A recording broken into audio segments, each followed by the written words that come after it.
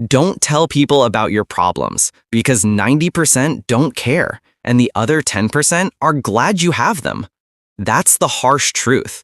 Most people aren't listening to heal you. They're listening to measure you. They're not trying to understand. They're trying to decide if you're still useful to them or weaker than they thought. This world doesn't run on sympathy. It runs on strength. It runs on motion, resilience, and quiet power. Sympathy might offer you a hand, but strength teaches you how to stand. This world doesn't stop for your wounds. It rewards the ones who walk anyway. When you keep crying about your pain, nobody comes to rescue you. You can shout, break down, fall apart, but the clock won't slow and the days won't wait. Life doesn't freeze for your grief. It keeps going, and if you don't move with it, it will leave you behind. Pain doesn't pause time. It exposes who you are. It reveals your choices. It strips away comfort, so all that remains is discipline, mindset, and willpower. But when you rise in silence, when you rise with no spotlight, no stage, no applause, that's when the world quietly turns to look. Not when you beg for a hand, but when you climb without one. Not when you shout, but when you show. So stop explaining yourself. People don't need to understand your struggle to respect your grind. Stop justifying your pain to people who never felt your fire. Their opinion doesn't change your outcome. They don't have your vision, and they don't share your destination. Stop seeking pity.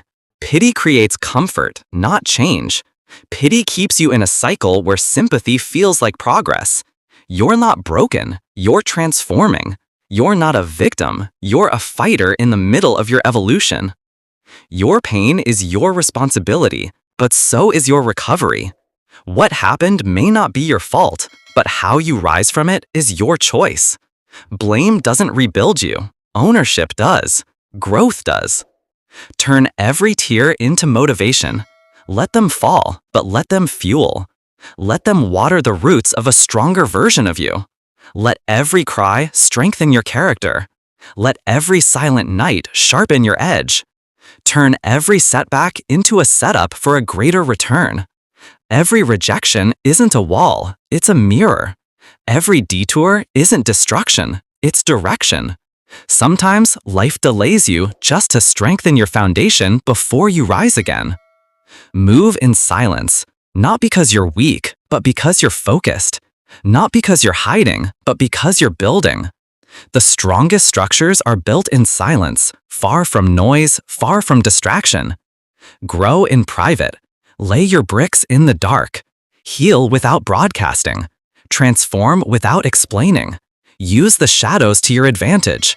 That's where discipline is built. That's where legends are made. And let your success make the noise. Not for attention, but for legacy. Not to prove them wrong, but to prove to yourself that you never needed a crowd to be great. You just needed belief. You just needed the fire to burn quietly long enough to light up everything you touch. Because real warriors don't talk about the battle. They don't whine about the war. They don't live stream the struggle.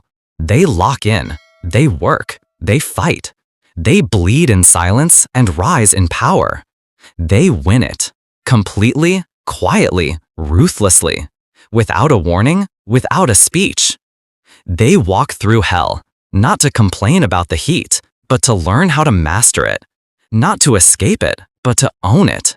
And when they come out the other side, they don't look for revenge. They look for growth. They look for peace. And they wear their scars as proof that they made it. So if you're hurting, keep moving. If you're tired, rest. Don't quit. If you're being doubted, don't talk. Just show. Don't get caught in explaining. Get obsessed with evolving. The world may not clap for you now, but one day they'll have no choice but to acknowledge what you've built. Let them watch. Let them wonder. Let them whisper. Pain is part of the path, but so is greatness, so is glory. So rise. Rise quietly, relentlessly. And when the dust settles, let your story speak for itself. Because in the end, no one remembers who cried the loudest. They remember who kept moving, who kept building, who kept winning.